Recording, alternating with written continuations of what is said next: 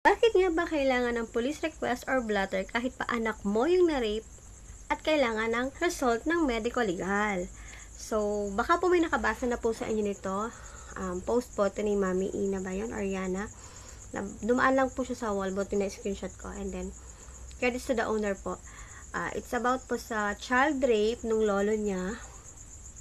Pero, dinala niya agad sa public hospital. And, syempre, nung in-examine siguro yung bata, nire-request ng hospital na magbigay siya ng police request or blotter. So, may nakita akong isa doon na bakit nga ba, anak mo naman yun. The reason why po, bakit po kailangan ng police request is para po, well-documented po yung lahat na magaganap sa magiging kaso. I mean, yung police request or blotter is the official record po kasi na ihahain sa loob ng korte.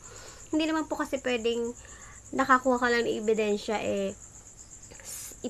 ilalatag na ng isang abogado yon. Kailangan po yun patunay na reliable, valid, may tinatawag na reasonable doubts.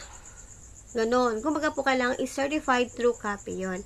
And then, kung may official blotter po, mas maganda po para paano magtitibay yung iyong reklamo na maging kaso.